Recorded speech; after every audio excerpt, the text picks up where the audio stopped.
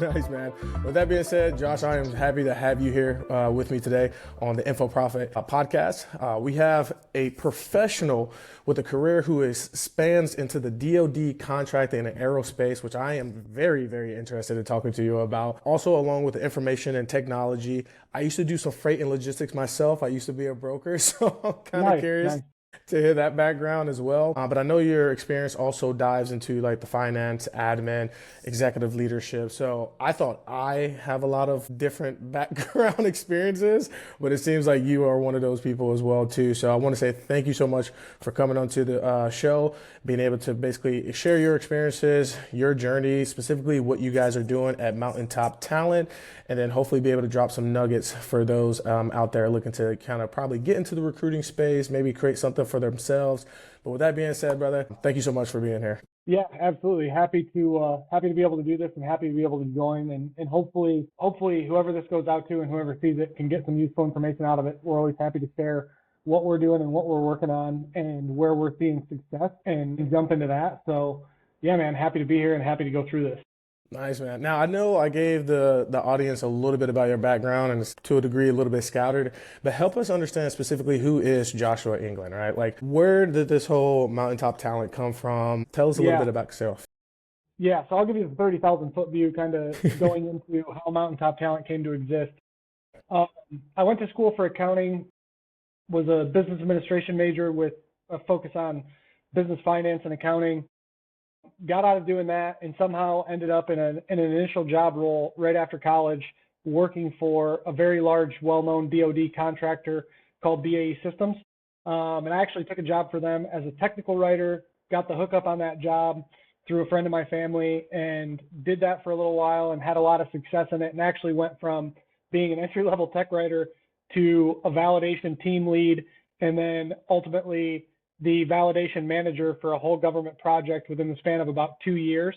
And so at that point, I was pretty young still, but I was overseeing like 22 people that were on this validation team on a very large multi-year government contract. And then I had an opportunity from there to work for a couple different DoD contractors. And throughout that, they were like, well, you're a team lead, you're doing validation, like you're kind of managing this whole thing. Like, you should really be a project manager overseeing this project that we're working on. And I said, sure. And so I became a project manager with no real project management experience. And I was overseeing a project at that time for Navistar Defense, managing a very large government project that they were working on. And that parlayed into a few different levels of project management. At some point down the road, became a senior global project manager for a very big tier 1 automotive supplier called Magna International that have facilities all over the world. And I had about 150 people working on my projects that I was responsible for, and about a $25 million project portfolio. And we had multiple different clients. And one of the clients came to me one day and said, hey, the CEO of my company is stepping down, and I don't really have anybody to take over. And I think you would be great for the job. And I said, never ran a company, never done any of this stuff. And he said, listen, I've worked with you for years as a project manager. Managing large scale projects is no different than managing a company. It's really the same thing. Yeah. And so I said, sure, let's dive into this and let's do it. And that is where I took over as the CEO of a freight and logistics company. So one part of the company was a brokerage. That was one company. There was a second company that was a trucking company with its own MC and DOT numbers that had multiple trucks. And then the third part of it was a service garage that serviced those trucks that the trucking company owned. And that was its own standalone company as well. And in those three companies, I had about 250 people that comprised those three companies. And I became the CEO of those companies and did that for about 3 years. And we grew them in revenue from roughly $2 million a year to about $15 million a year over the span of 3 years. And so had a bunch of success doing that. And in the background, through this whole thing, I had worked with a number of different recruiters through my career as a candidate. I had recruiters calling me all the time going, you have great experience, like we'd like to talk to you about this job role. So I worked with a number of recruiters. And then when I took over as CEO of that group of companies, we had the need for some recruiting help. So I was out there trying to find quality recruiting firms to work with us on the needs that we had. And so I sat on both sides of the table from a recruiting perspective, both candidate as well as client. And through this whole thing, I was like, there's got to be an opportunity to do recruiting better, because for every recruiting company out there, you know, if there's one good one, there's 9 bad ones. And Yeah. that ratio is probably a little bit off. It's really probably more like for every 100 recruiting companies, there's 5 really good ones, and then there's 95 that are just out there doing whatever they can to make money and place people into roles. And so I said, I know how to run a business. I know what it takes to be a quality recruiter based on the people we've worked with. And I've got a lot of really good connections, both sides of these industries. And so we're gonna spin this thing up with a mission to really do recruiting better than it's being done and put a real emphasis on the human connections and valuing not just the money and the client relationships, but also valuing the candidates and the way that we treat them and the way that we correspond with them. And so Mountaintop Talent was born with the sole mission to, one, prove that this business is feasible and that we can make money doing this, but more importantly, to really change the way recruiting is being done. And when I say change the way recruiting is being done, I mean the way candidates are treated and communicated with, the way that we go about finding the right people for the right clients by thoroughly immersing ourselves in who these clients are and understanding their culture and what's important to them, not just the job requirements. Correct. And to establish long-term relationships with these clients so that we have a great connection with them. And that's our gateway into placing quality people into companies that we really believe in and we know that are treating their people well. And so this whole thing kind of was born and it's evolved from there and it's gone very, very well. And through all that, we realized there were a lot of clients we had that had the need for executive level leadership with proven track records of success, but they weren't really in a position to go out and hire a new CFO or hire somebody at that level for $250,000, $350,000 a year. But they had a need for help on a project by project basis where somebody with the right experience could come in and say, hey, we can help you with these things. We can do it for 3 months, 6 months, whatever it takes to execute this project at a certain rate. And then we can exit and you guys can carry this forward. And so the consulting bench of Mountaintop Talent was born from those client relationships. And that's kind of how we've gotten to where we are today with the recruiting side of everything that we're doing, as well as the consulting side of what we're doing. And those things mesh very nicely if you go about doing them in the right way. But there's a lot to the consulting side too. You can't just say we're offering consultants and then let it be what it's going to be. If you want those things to be successful and you want clients to be happy, there's an entire project build out phase and there's an entire project management phase that goes into that we do in the background while our consultants are out there doing the work that needs to be done. And so the client engagements, the project management portion of it, the checkups on how things are going, what roadblocks we've ran into, what we need to do to remediate those things, that all comes from our project management background. We do that as a company in the background while we let the consultant be efficient and busy doing the things that are high value to the client. First of all, if nobody's giving you your flowers yet while you're still here on this earth, I'm gonna go ahead and give you your flowers because that's incredible. There's so many things to unpack from that, but I think it's a common trait, like with a lot of coaches and consultants, where they're finding these continuous problems that they just happen to fall into, create the solution, and then it's like, okay, on to the next bigger problem. And maybe it's not even the fact that you are feeling quite qualified or have the experience or the confidence, right, to jump into those leadership roles, but they present themselves based on what you've been able to execute. And now you find yourself down the road in the position you're at right now. So sometimes it's not even about like, hey, are you ready for it? It's more of, are you willing to take on the opportunity and the responsibility when it presents itself? And you've been able to execute that phenomenally from what I'm hearing, at least.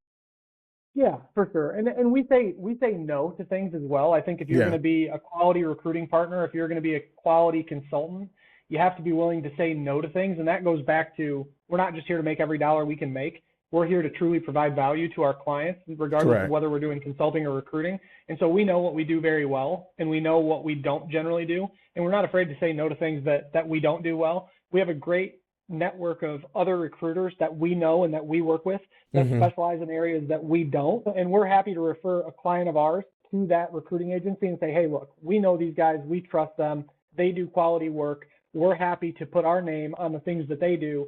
Go talk to these guys. They'll help you out in this area where we don't really function.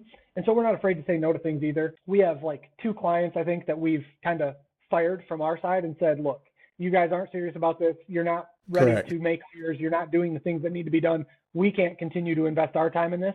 But I think it speaks volumes too, because for every client that we've engaged with from a recruiting perspective, and for every client that we've engaged with from a consulting perspective, we are yet in a year and a half, we are yet to have a single client that we don't still do business with today that we were doing business with before, that don't come back to us That's and incredible. continue to utilize our services and continue to let us be a true business partner for them, and not somebody who comes in and does one thing and then we're out and they're on their way. And we're not trying to set them up in a way that they're relying on us. We're simply providing a service where they go, we can't do this at the cost that these guys are doing it. It makes no sense for us to try to do what they're doing. It's much easier to continue to partner with them. And so just about everybody that we've signed is still a client today. That speaks volumes in itself. And I think I was talking to a guy and we were talking about the concept of leverage, right? Now, obviously, when you're first getting started, trying to build a business or your own coaching consulting, you're taking every and anything that you possibly can. But then as you grow and you build the success, you now have the leverage to where you can say no to these opportunities where it's like, hey, respectfully, this is just going to be a detriment to our business. This doesn't make sense for us to continue, which then sometimes snaps those individuals into shape, and maybe they end up becoming an actual great client. And then sometimes it's like, hey, no, it's okay. But I think you've done something well, which is also like the partnership aspect, which I think some coaches and consultants are afraid to doing, to where it's like, oh, they're going to take away my business, versus like, no. This partnership, this person you're doing business with actually gives you the opportunity to put more of your attention and focus on what you can do best. And that's what it sounds like you've been able to also kind of establish as well. Yeah. I mean, I tell every company that we work with, whether it's recruiting or consulting, I think you need to go about telling the story the right way and making sure that it resonates with them, but also make sure that they know I'm not here to take your job. And as I can tell you, in the last 15 years, has it been 15 years now? In the last, what are we at, 2025? Yeah, 15 years. As a senior global project manager, as a CEO of a group of companies, as a business owner who works with clients all the time, I can say without a fraction of a doubt, I literally have never saved a company money by helping them do something or providing a service that allowed them to downsize or to reduce staff. So we've never came in and said, well, we're going to do this for you, and now you don't need these 3 HR people that you have or talent acquisition people that you have. Correct. Or we've came in and said, we're providing this consulting service, and so now you don't need your CFO. I tell my clients all the time, if I'm doing my job correctly, whether we're providing recruiting services or consultant services, if you have quality people at your company and I'm doing my job correctly, me doing my job correctly allows you to take those people and repurpose them to other things that continue to help your business grow and excel. So if we're doing this where we're providing a service and you're saying I can get rid of people, that's not the right approach, right? What we want to do is we want to come in and we want to provide a service where we're going, hey, let us take care of this nominal stuff.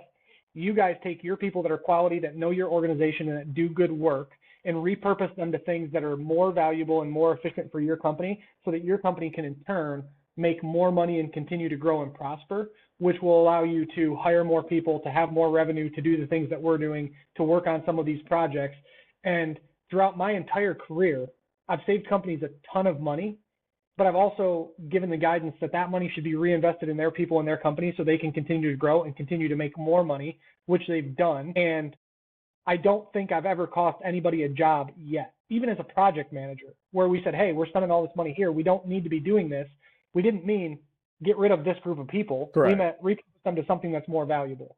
And so I can say with a pretty high degree of confidence, I'm yet to cost somebody their job by coming in and providing a service.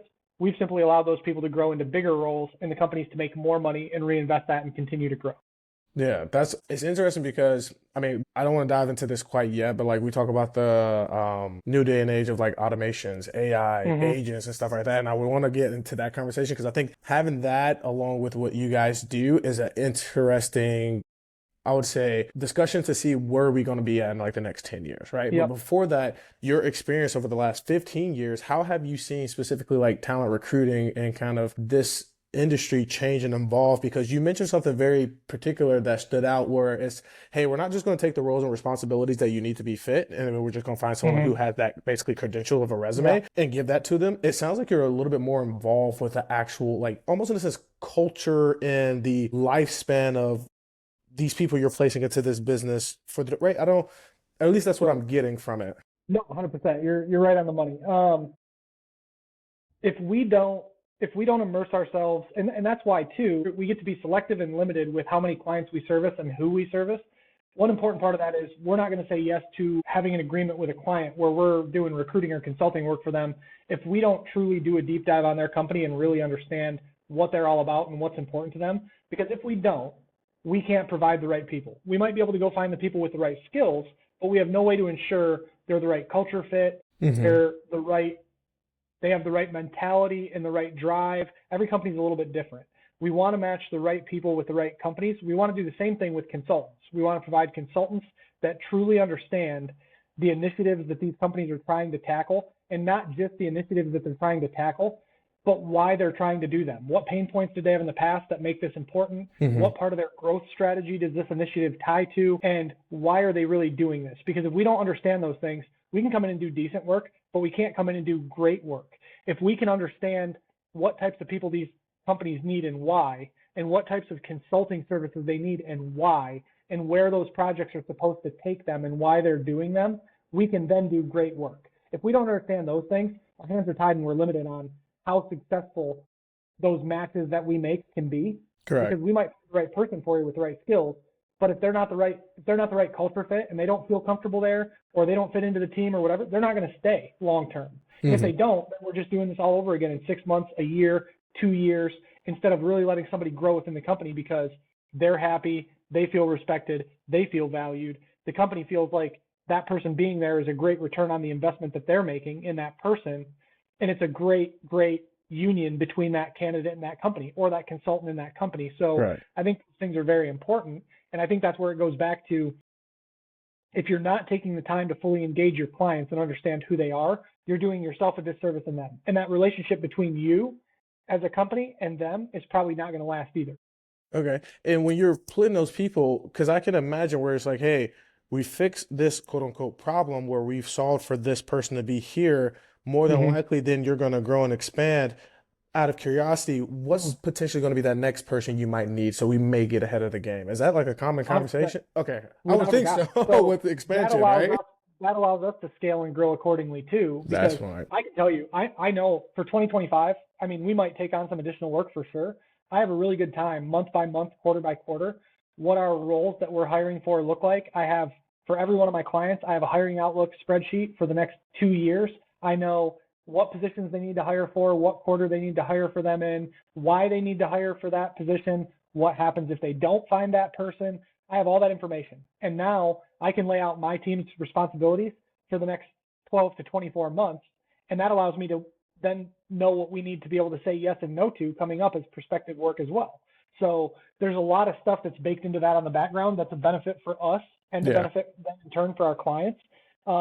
That just comes with that territory. But if you're just going out and finding roles, or you're finding opportunities to do consulting with no view down the road as what's next and what's coming down the pipeline, correct, you're setting yourself up for failure. Man, that's smart. I got to give it to you guys.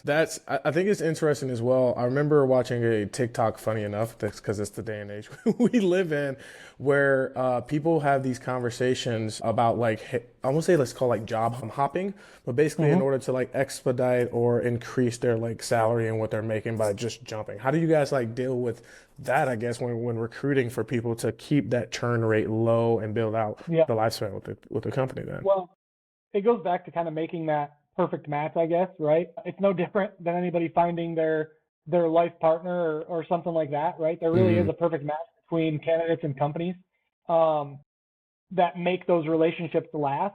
And that's more few and far between than it is the norm. But again, partnering with a good company like us gives you a much better chance to have that be the norm than if you're just out there hiring random people that fit the skill sets.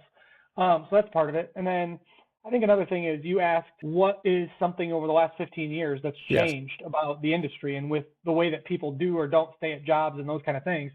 And I think one important thing that we try to educate our clients on all the time is just because people have been telling you for the last 20 years that if somebody's changed jobs 3 times in the last 3 years, that's a red flag. Or just because they've been saying that an employment gap of a year is a red flag. Ask yourself why. Like the narrative is changing. The narrative is changing on what are the red flags out there about people. And the companies that are still sticking to, well, why do you have this gap? Well, why have you been with this company for 6 months, but you're looking to leave? The companies that aren't asking those questions and are just saying these things are red flags and then not looking at those people, they're missing the boat. Correct. Because for some things, they are red flags. And you ask the question, you get the answer, and you go, well, this is not somebody that we'd be interested in. Then for other things, you ask the questions about the red flags, and you get a super legitimate reason. Not to mention, you might get a reason that really shows that that person has a high degree of integrity and character. And if you wouldn't ask the question, you wouldn't know that. And so we've got to change the narrative on the way we're looking at people and the way we're looking at talent and what things are really red flags and what things aren't. Because as the marketplace continues to evolve and people can work remotely and people work more on a contract basis, companies aren't loyal to their people either. And there's layoffs and all these different things. As that landscape changes, by common sense, the things that we look at as important and the things that we look at as red flags as people who get to make hiring decisions, they should change too. So if we're working off of a template of how we used to do hiring 10, 15, 20 years ago, or even 5 years ago, we're missing the boat. Correct. 100%. And those companies will be left behind. I promise you. Yeah. Because they will not get the best people, and in turn, they will not continue to succeed. It's funny that you said that. I have a buddy of mine. He's in the DoD space as well, too. He talks about that. And I mean, like the company he works for is a very, very well-known company, Lockheed Martin. Well, yeah. So, but that's a common discussion that he talks to me about, and listening to the people who are higher up who's been in the company for 20, 30 years. And it's like, guys, you're losing top tier talent for stupid reasons, right? And it's like, how do you combat that with, like, I guess, how people now, and I think it might have to go, and correct me if I'm wrong, when you're having these conversations with the talent is like, what's their concept of actually really work-life balance or freedom or like that involvement with their company? Like how much does that actually go into play versus just the actual strategy of you have these technical skills, you maybe be a culture fit, but like the longscape of, Yeah. Yeah. And I think you have to be real and transparent with both your clients as well as your candidates. You have to be real and transparent too. And you also, this doesn't change the fact that you have to be willing to have the difficult conversations with people.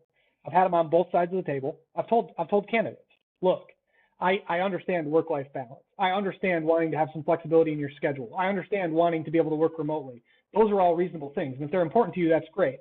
But when you say work-life balance and flexibility in schedule and ability to work remotely, if what you really mean is I want to make $120,000 or $130,000 a year, but I want to work from my house, I don't want to have a set work schedule, and generally, I want to work 15 or 20 hours a week is what it amounts to, and I want this full-time job, then I'm going to tell you flat out, like, you've got a couple options. Take a part-time job for part-time money, or be willing to put in the work that's necessary to have this high-level role that you want. You don't get to just say, well, I'm, 25 years old, and a part of my generation is I get to work when I want, where I want, how much I want, but I expect this high-level role. That's not reality. That's entitlement. And that's very different than what we're talking about. And so not everybody needs to work 50 or 60 hours a week. But people do need to understand the people who are willing to do that, they are probably going to continue to excel and continue to make more money, while the people who want to work 15 or 20 hours a week are going to make less. And there's brilliant people out there that can figure out how to put together a product or how to put together a service where they can work 15 or 20 hours a week for a couple $100 an hour and make $150,000 a year, and they're going to be just fine. But the general majority of the people out there have to understand that what you're willing to do and how much you're willing to invest correlates to what you're going to get in return. And that's a pretty societal norm. And people need to be able to have those real conversations with people. On the other hand, I've also had very difficult conversations with clients where I've said, look, this is what you're doing. This is what you've been doing. It's not working. We both know that. I'm telling you from my expert opinion and doing this every day, this is what you need to be doing. if you want to achieve the results that you're telling me that you want. So we have two options here. You can continue to do what you do with the success or the limited success that you've had, or we can change a little bit and we can do what needs to be done to get you where you want to be. But if what you want to tell me is, I want to be here, but I'm not willing to do anything outside of this box, then I'm going to tell you, good luck. I wish you well. I hope it works out for you. I don't think it's going to, but by all means, knock yourself out. And we're going to promptly excuse ourselves from this situation because we can't help you. And I've told a few CEOs of companies, listen, I understand that you're the CEO and not many people have the conversation to you where they say, no, this isn't going to work. But people pay me $250 to $500 an hour for my time when I come in and consult with their companies on what's working and what's not. And I'm giving you this advice for free. So take it for what it's worth or don't. No skin off my back, but I'm telling you how we can help you. And if you're not willing to do these things, by all means, that's your prerogative, but I can't do anything for you.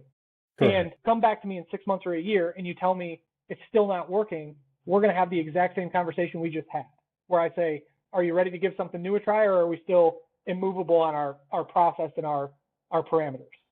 It is what it is. That's incredible, because I feel like not enough here, and I've been in a few of those situations too. And it's funny because I've had friends, they're like, how are you able to have these kind of conversations or blunt conversation with C-suite people who, do $1 million, 10 million plus in their business? It's like, because it's just the truth. Like, I'm not attacking them. I'm not looking to come at a certain angle. It's like the guidance that they need is just the blunt honesty. And again, you're coming to the coach, to the consultant on their specific expertise. I don't say, why are you questioning, but like, you get that often in time. There is one really important part to that though. And I'll say this. Anybody can say whatever they want to say. Anybody's entitled to say what they want to say. A lot of people are non-confrontational. They won't have the conversations to begin with because they don't like discomfort. That's fine. There's a lot of jobs out there for those people. There are other people that are willing to have the difficult conversations and say the things that need to be said. But I'll say a couple things about that. One, for everything that needs to be said, no matter how blunt it is, there's a professional way to say it, and there's a way to finesse that conversation where you're still resonating with the person that you're talking to, so that you have a better chance of your words being heard. That's one piece.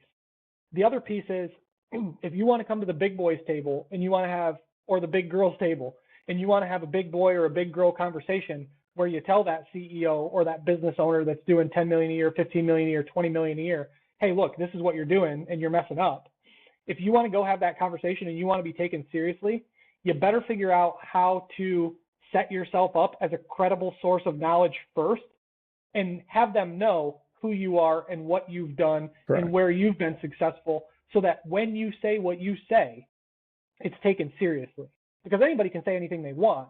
Yeah. There are a very few limited number of people that are going to be taken seriously based on their achievements and their accomplishments. Part of it is letting them know who you are and what you've done. But also, you don't let them know that by just getting in the room and saying, well, this is what I've done and look at me. You do it by saying, these are the things I've been a part of. These were the results. This is the part I was directly responsible for.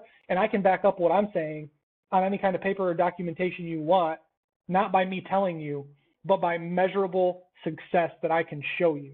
And this is how you know that I'm an expert in this area. And you have to set yourself up to be that credible expert. Otherwise, you can say whatever you want. It's never going to be heard. Mm-hmm. So having the difficult conversations is piece one, but there's a couple other pieces. Doing it in a professional manner that resonates with them, that's important. Making sure that they see you as an expert and you've already framed that up, that's important too. Yeah, it's interesting because nowadays a conversation is being had of like this trust recession, right?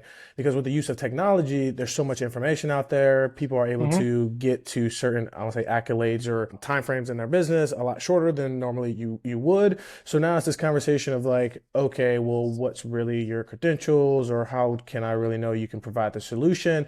And it's giving, what I'm hearing is that extra layer of trust with people, where it's providing them the information of, I've done this, or it's backed by this information. It's just allowing the client to feel comfortable and knowing you know your stuff ultimately at the end of the day, but still having that backbone where it's like, hey, remember, right, you reached out to me, or you have me here for a reason.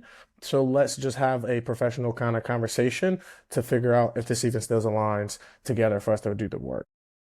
Yep. That's amazing. Now, I know you guys, huh? No, yeah, you're right, 100%. Now, I know you guys focus a lot on leadership, coaching, HR solutions.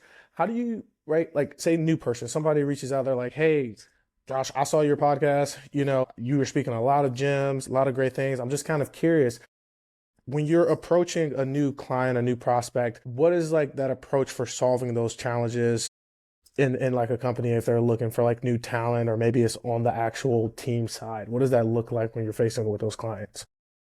Yeah. So again, and I don't want to be repetitive in the conversation, but Yeah. it is kind of the same model for a lot of this stuff, right? So Okay. this goes back to a couple things. New prospective client. And I actually had a call this morning with a guy who was trying to pitch me on their services, and I ended up providing him some feedback on how they could be doing this better, because I didn't have time to be on the call that he wanted to be on and the way we were going about it. So I said, look, this Correct. is the conversation we need to be having.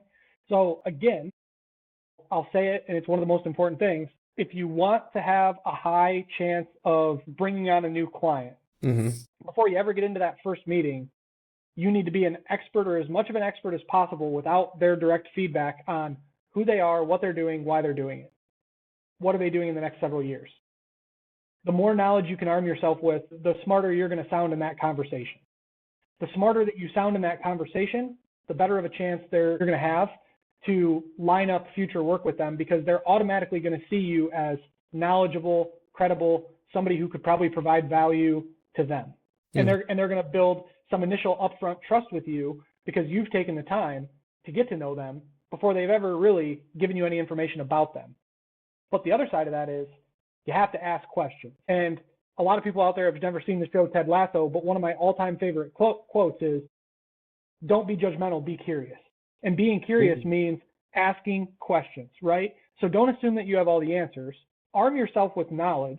Be prepared to speak on the things that you think that they might want to talk about. But if the conversation changes direction because they start unloading on you about things that are going on in their company and things that are important to them, don't be afraid to pivot away from what you were prepared to talk about into a conversation that's important for them. Correct. And here's where the knowledge piece comes into play. If you've done a good job arming yourself with as much knowledge as possible about them before that meeting, you're going to be prepared to pivot and talk about something that you weren't initially prepared to talk about because you are armed with that knowledge. If you're not, and you haven't done your research, when they want to pivot in a different direction for a conversation that you weren't prepared to have, you're not going to have anything intelligent to say, and that meeting is probably going to be a bust.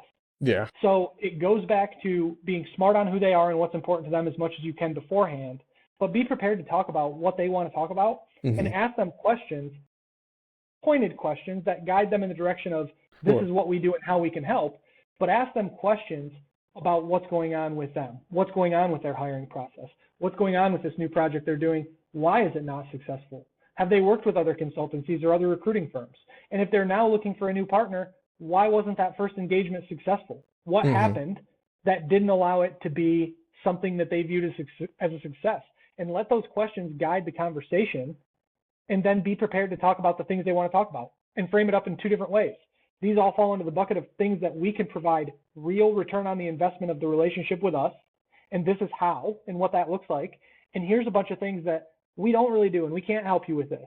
But hopefully maybe we have a partner that can, or maybe we have somebody on our consulting bench that can. And so be prepared to have that conversation, but let it flow naturally. And the only way it's going to flow naturally is if you know what the hell you're talking about up front. As one of the other guests that I had on, Tom Roy, he mentioned that one of the things that was pivotal in his career that changed was someone told him to pay attention to the power, like his questions, and making sure that the questions he does ask, not only that they are powerful, but they cause curiosity for the other person as well. And you just mentioned on that, and I think people undervalue that. Yeah. I think there's a book specifically talking about that, but in what we do, a lot of it is the diagnosing of the person, and we can only diagnose and properly prescribe if we have more information about someone, right? And I think a lot of people, when they're like staying into their framework, right, they're not willing to go and quote unquote pivot out of the conversation as you're talking about, because they feel like they're not still going to have power, they're still not going to have frame, where it's like, hey, if you just really was there to solve a problem or try to serve that person, you wouldn't even be worried about if this person is talking or start veering off to a whole different conversation, because you're there with them. in the conversation. You're there with the ride. And I tell people, it's like, hey, look at it as more of like an alignment, like a frequency wave. You'll eventually end up coming to a middle point. And as long as you don't try to veer off too far on your frequency wave, you'll end up still getting to your destination, which is, hey, does this work or does it work? And that's kind of what I'm hearing from you, is like being able to accept that and ride that wave as well. Yeah, and I think that, and it goes back to, with this stuff, is it real or is it lip service, right?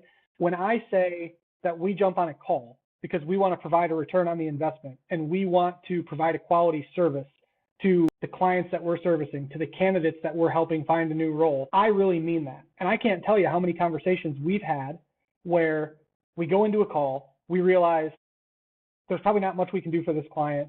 There's not anything we can do immediately for sure. Maybe next year, maybe 6 months down the road, 8 months down the road, maybe, but who knows? And we still spend time on the call where I just go, look, these are things we've talked about. These aren't things my company does, but this is part of my background that I know very well. And let me just give you, let me give you my knowledge around this topic that you can then take and better prepare yourself for the conversation you're going to have with somebody who can help you and the questions you should be asking. Let me provide some kind of value in this call, even though I can't service you as a client or as a candidate. Let me do something as an outcome of this call that's going to be valuable to you. First of all, if you show them, if it's not lip service, if you really do want to provide value, they know that you now are some kind of trusted partner for them, because even if there was no monetary exchange, you wanted to do what you could to help them out of the goodness of your heart, really. Correct. And then they're going to get a hold of you later. They're going to refer you to other people. They may never do any business with you directly, but I promise you, they're going to refer you to people. They're going to do other things like that. They're going to have nothing but great things to say about you. Leave a positive review for your company. All those kind of things. And those things are important. But it goes back to, is it real or is it lip service? People can say all day long, I want to provide value. I want to do everything I can. But if they want to do all those things just to make money, their motivation is to make money. It's not to provide value, right? If you really want to help companies succeed because you see value in what they're doing, and those are the companies that you align yourself with, and you do everything you can, whether it makes you money or not, to help them, that is really wanting to provide ROI to companies that you're working with.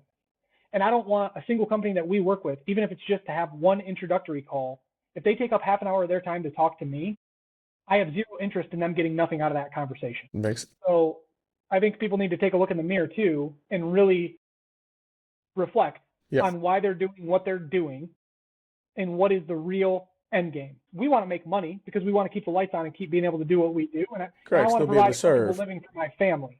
But I thoroughly enjoy what we're doing, and the companies that we're aligning ourselves with, we only work with companies where we think the things that they're working on make a real difference in our world and to the people out there. And we can proudly say we work with these companies on these things, and they're doing all these great things. We love that. And we love that we get to be a part of their process and their journey and help them grow and continue to do things that are bettering the people out there in our world. So if you can do that, you're in a pretty good spot. There's a guy I was listening to, and he said that if your motive is money, your service will basically lack. But if your motive is to provide the best service, as a byproduct, money will just come. Like if you're genuinely providing the best service you possibly can with good intentions, you will be compensated on the impact you're able to have for these people. And from your conversation, that's what you're mentioning. That's what you're focusing on. It's like, hey, be there to genuinely serve people. Regardless if you can actually provide them the solution, you're still leading with that intent. So any information, any value add that you can provide to them, do so, because they took that time. And I think more people need to do that, which I feel like there's a lot of misconceptions, or there's a lot of people nowadays that are coaches and consultants who aren't willing to do that because they don't see that they're just going to get that monetary value. It's like, you built a relationship, you've expanded your network. You never know where that person down the road is going to come back to you, because that first interaction, right? Like you mentioned, maybe it's 6 months, maybe 12 months down the road, they can become somebody later on. I want to ask you, what do you see is like the most misconceptions, or like 2 misconceptions when it comes to people hiring new talent in today's age? Yeah, no worries. I would say, what do you believe is like the top 2 misconception or challenges for people in like 2025 looking to hire talent? Like, what do you see most common is like the problem?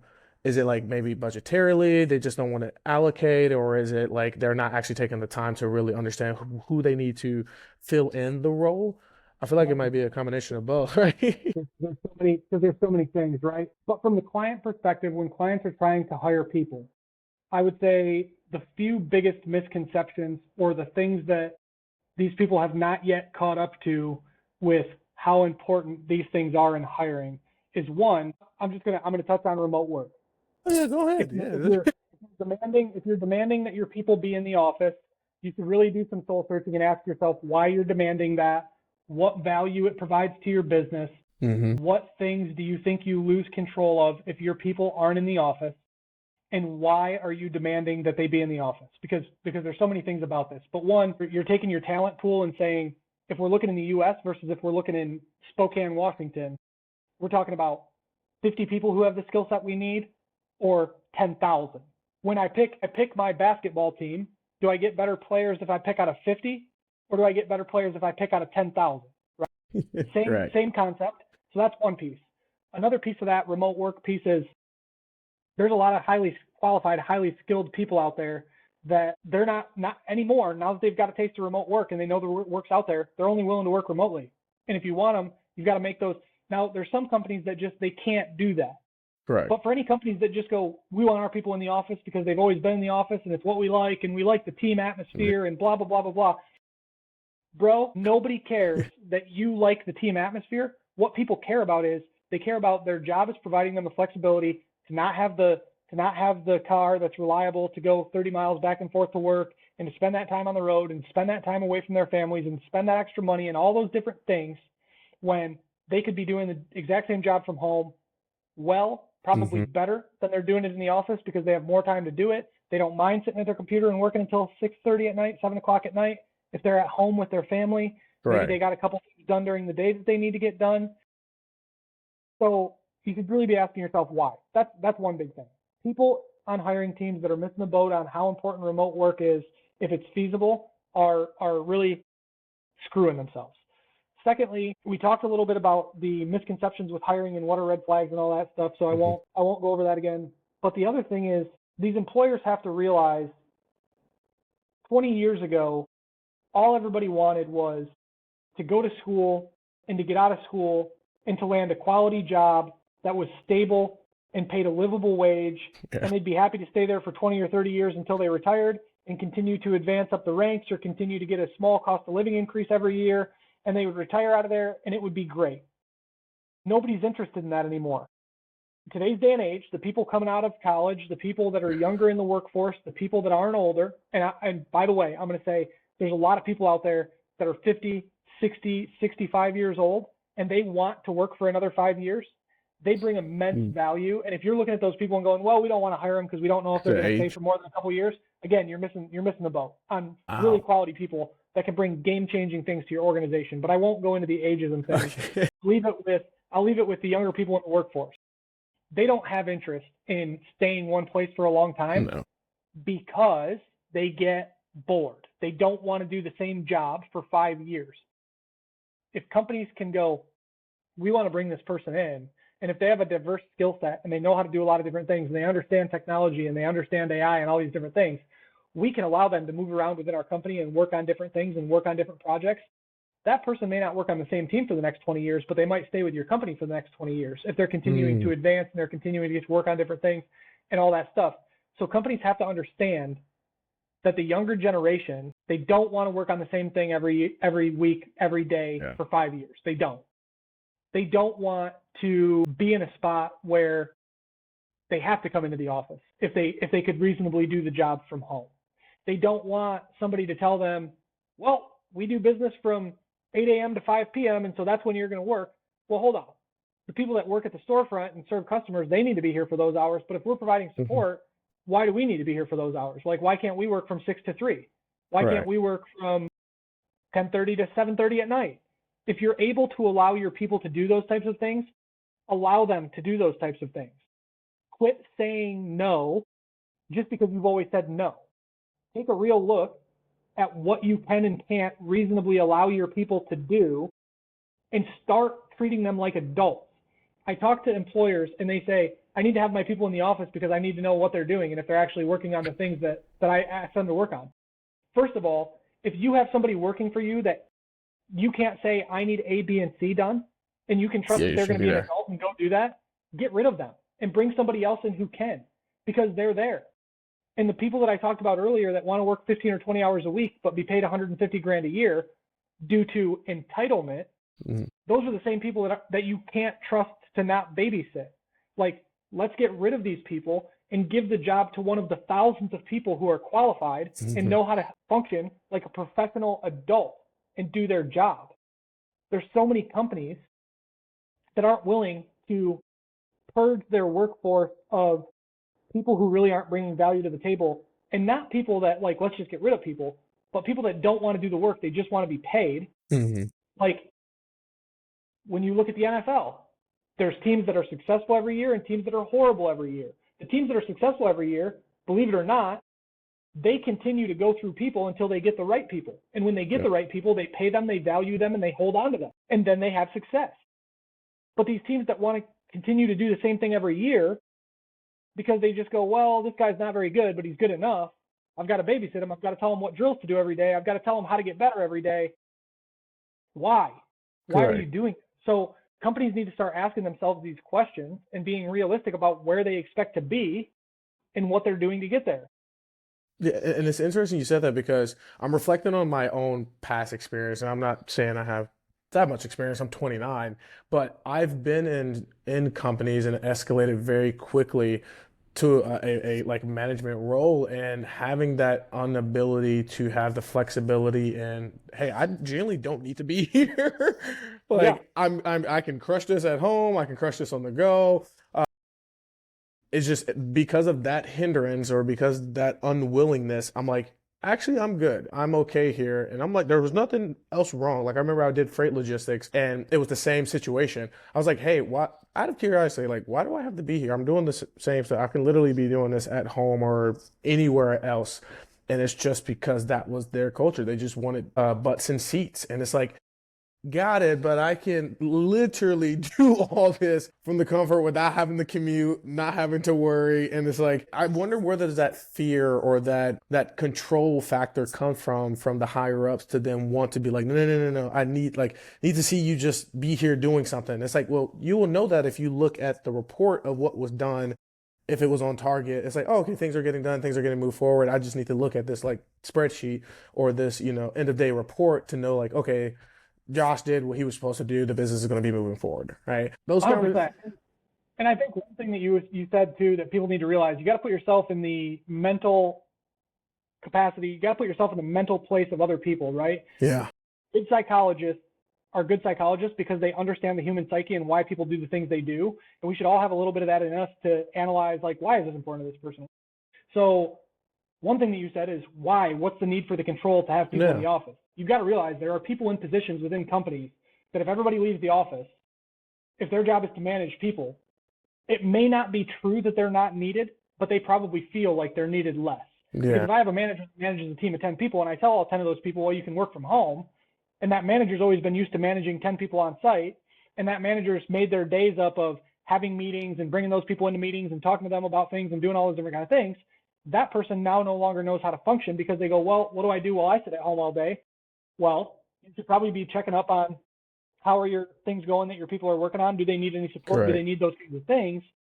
But those people don't know how to do that because they've never had to. They've now worked at that company for 20 years. They're now a manager, and their entire worth in their mind is built around having a team to manage. So, of course, they're resistant to people working from home for no other reason than they feel like it devalues them, even though it really doesn't. Correct. But a lot of this stuff that we're seeing where companies are doing things that don't make any sense, it's for psychological reasons that the people in higher authority positions are making decisions based on these psychological roadblocks that they very much feel like exist, but in reality don't exist if the right person comes in and helps them through change management. I think you hit it right on the head. Now, you said something about analyzing. I got to ask this question. We live in a day and age of AI technology, and that everybody's getting worried that it's going to take their jobs away or it's going to replace them, right? And I think a lot of the conversation comes to the fact of like, hey, AI isn't here to replace you.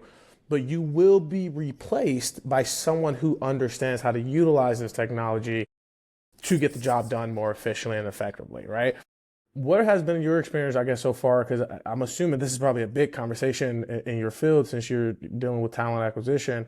How has that conversation looked and emerged as you're growing constantly in this field as well? Are you guys like adopting it? Are you like advising other people to like adopt it as well? What does that look like? We use AI first and foremost. In Mountaintop Talent, if you'll read any of our stuff, it'll tell you we believe in real human connections. Like you're going to be connected with a human that makes decisions on what's going on with your process and all that. Do we use AI? Absolutely. We use it to do some of the nominal stuff, the not important stuff where the real human connections aren't important, so that we can focus on the real human connections, do that better. For anybody whose company is looking at AI and they're panicking and going, AI is going to replace my job. There are a limited number of job roles out there that AI is going to replace anytime soon, and I'll tell you why. It's not because AI is not super capable of a lot of things, and it's not because AI can't be a good resource. But at the end of the day, one, AI has a long ways to go, right? People have to be smart enough sitting there to give AI the prompts to do the things that it needs to do effectively. There's some companies out there that are happy to have an AI chatbot reach out on their behalf, and the communication sucks and everything else, and they put their company name on it. We won't. I have people approach me all the time about, we can do AI candidate screenings. No, I want to get to know these people and I want to know who they are.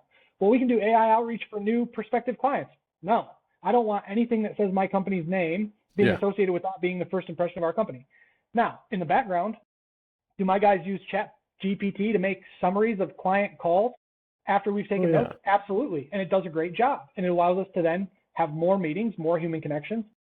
But there's limited jobs out there where AI is going to take your job. There are a couple where people should be somewhat worried, but not many, because first of all, if people know if they become experts on how to manage that AI, they're now more valuable to their company if their company's looking towards going towards AI-based solutions. The other thing is people have to understand that people are still super resistant to change, right? We've got smartphones and smart TVs and drones that deliver Amazon packages and AI that can do incredible things, and we've got Siri and all this different stuff. We have all these great things. How many companies do you know of that are still using printers and printing out documents because they don't, there's file storage online for everything. Google file storage, Microsoft file storage, all kinds of file storage. It's backed up everywhere. You're never going to lose it. How many companies do you know that still print everything out on paper? More than I can count. Right. Because people are resistant to change. Correct. How many companies do you know that do so many non-technologically advanced things because people are resistant to change? You're not going to see AI really take over the things that it can take over until AI is still relatively new to people, for most people, in the last year to 2 years, right? You don't understand that. So you're not going to see AI really take over all the things it can take over until the generation that's young now in grade school, high school, maybe in college, get out into the workforce and then advance to positions where they get to be authority figures and make decisions on what they will and won't do as a company. So let's just say 20 to 30 years before those people really get to, I am the decision maker of these companies. That is when you will see AI really take over to do all the things that it could do. Because for as long as the people that are 35, 40 years old plus are still in the workforce and advancing into those positions of being the authority figure, they are resistant to change. They may allow AI to come in and do some things like we've talked about where it can help them be more efficient. They're definitely not going to let it be the person who answers the phone, the person who sets up meetings, the person who goes and gets new clients, the person who puts together that super important client presentation on pricing. Like, it will not happen for 20 to 30 years. That's the time frame. And most people that are in the workforce, if they're in any kind of career position, they plan on being retired in the next 20 to 30 years. Yeah. So all the people that are worried about this, stop. Yeah, I agree. And it's interesting just having the conversations because we're very involved with it, is understanding, don't look for it to replace, look for it to just make what you're doing already just easier and more efficient. So as we mentioned, you can focus on the things that are more human centric at the end of the day, especially I can imagine with, acquiring talent, it's like, yeah, you want to be able to have those authentic like conversations, because anyone can get behind a keyboard and like fill out a form of like, oh, what's your core values, versus someone saying Yeah. it to you. You can be like, that's probably not really your core values, and it doesn't really match well with this person that needs, to work in their company. Like there's a mishap. So I think you're right on spot right there. And yeah, we do have still a lot of time when it comes to like integrating those. With that then being said, kind of wrapping things up, where do you see, I guess, top talent in the next like 5, 10 years? Where do you guys want to go? What do you guys want to, embark on for the business? Yeah. I mean, I think that we could grow really large if we wanted to, but I think that we want to probably grow to the point that we have 15 or 20 people. I think that would be more than enough for us to do the things that we need to do to service the clients that we want to service, that we really believe in and really have strong connections with, but still keep it where we can take very good care of our people and have it be a situation where everybody's empowered and has a job that they care about and that they get to make decisions and do things that they want to do. So I think that's probably the size we would want to be. But I think more importantly, 5 years from now, I want everybody in the recruiting industry to know who we are, and I don't want them to know so that everybody goes, oh yeah, Mountaintop Talent, I know who those guys are.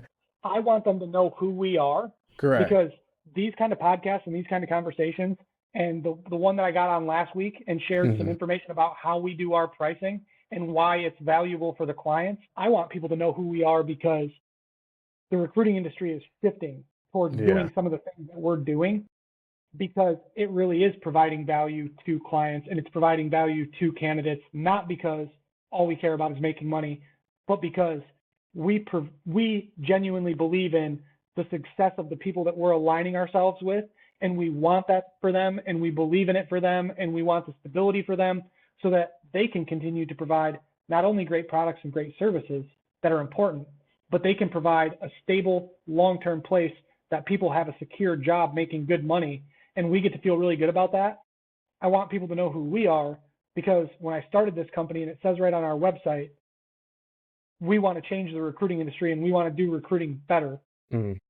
That's why I want people to know who we are. And I should probably get this on a poster to put it somewhere in the office. I'm about to say, you should put it right behind you. I say it a lot, but we do the right things because they're the right things to do.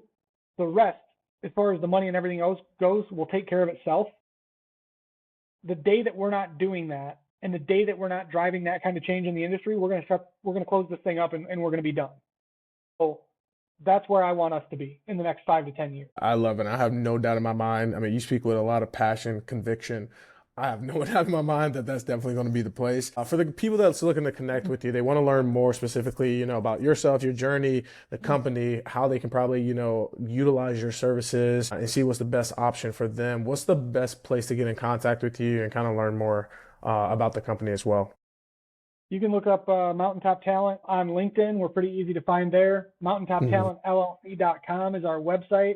You can go to our website, find out what kind of services we offer. There's a bunch of different ways to connect with us there. And anybody who wants to get a hold of me directly, Joshua England at MountaintopTalentLLC.com. Shoot me an email. We're super responsive, and I'd be happy to provide that information when we jump off here too, so that you can publish it out to wherever you might want to. But we're happy to engage with prospective clients. We're happy to engage with candidates.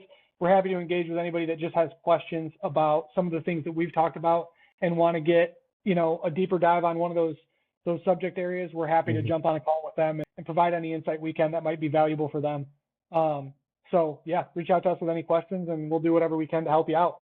I love it. And last question, it may seem a little bit controversial, but our biggest thing is like we help people turn their knowledge into basically info product businesses, turn their passions to profit, skills, and sales, right? So with that being said, for people who are maybe like interested in this talent acquisition industry, they want to do what you do, or, they kind of have a business right now in the same field and they're looking like how to just make it better. What's that one piece of advice you would say to anyone in the same field as you, so that way the whole industry becomes better? What should they focus in on, or what advice would you leave them with? I would never dissuade anybody from getting into business, and I would never dissuade them from getting into business, because it is really rewarding. Any business you want to get into, like I said, and I've said it multiple times on this call, really dig deep and find out why you want to do it. Is it just to make money? Is it because you believe in what you're doing? Is it because you want to help people, and making money is fine. There's nothing wrong with that. Everybody needs to make money. But dig deep and find out why you want to do what you want to do. And if you come out the other side finding out there are really legitimate reasons for what you want to do, start to put together some kind of plan about how you're going to get that message out there and what you can offer that is different than what everybody else offers. And once you have a general idea what that framing looks like, it doesn't have to be the perfect picture, but once you know what that framing looks like, get started and build out a business plan and figure out how you're going to measure success and what key milestones you need to hit to keep yourself in business, as well as continuing to grow when you start that business. And if you don't know how to do those things for yourself because you've never been a business owner, you've never done this, that's okay. But hopefully you have a small amount of money or a small amount of ability to align yourself with somebody that can provide some kind of program or some kind of information around doing some of those things. And I'm not saying go get a coaching program where you pay $10,000 and they go, we're going to coach you. That's fun and that's valuable for a lot of people. I know tons of people who have found value in it. Maybe go, hey, I've got $5,000 here. I want to pay a consultant to help me put together a business plan that's done this before and knows how to do it. And then goes, here, these are the things you need to be able to do, accomplish in 2 months, 6 months, 10 months, 12 months, based on the things you've told me about your financial situation, your timing, your needs. And now you have a blueprint that's actionable that you can go out and do. Or the other option is jump into the deep end, try to figure it out as you go, and sink or swim. And that works out really well for some people, but I'm going to tell you, it doesn't, for every person that it works out for, it doesn't work out for 8 or 9 or 10. So just know what you're getting yourself into. And lastly, be prepared to work really hard and put an immense number of hours in. Because anybody who tells you, I want to be a business owner because I want to be my own boss and set my own schedule, and you can, but I'm going to tell you right now, learned that the hard way. Doing it the right way, you will work more than you've ever worked in your life. Yeah. If you like what you're doing, that's okay. Yeah, So, you hit it right on the head. And I remember hearing that too, like when I first thought about becoming a coach over a decade ago. They were like, listen, if your main reason is to escape the 9 to 5 because you want more time back in your life, understand entrepreneurship and like owning a business, you're 24/7, at least in the beginning stages. And obviously as you scale, like things you can delegate and cool, but it's like, hey, listen, really understand why do you really want to do this? And just understand like it's going to take a lot more than what you're doing currently in your 9 to 5, and that's okay. But because you have that why in a bigger picture, you're like, it's going to make it hard for you to even sleep because all you're going to be thinking about is like trying to figure out how to create the best solution and service as possible. So I think you hit it right on the head. Yeah. So, I mean, I think, I would just leave people with this. Continue to be curious, not judgmental. Go back to what Ted Lasso always said. Be curious, not judgmental. Ask questions, find out what's important, continue to evolve and grow, and then have a regular cadence of really looking in the mirror and really reflecting and really doing a deep dive on what are you doing? Why are you doing it?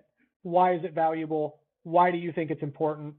And continue to realign yourself to those things and continue to let that be the driving force behind what you're doing, and you'll be successful. You'll figure out a way to be successful. If you don't, and you get wrapped up in the I'm just doing what I can to make money, you're on a downhill slide, and it's probably not going to end in a great place. Josh, I appreciate it more than you know, brother. It's been an honor. It's a pleasure. Hopefully down the road we can do one of these again. Guys, please look into his company, connect with him. Great individual. If you're looking for top tier talent, you know the place to go to. Josh, has been on. Absolutely. Thanks, Jay. I appreciate it.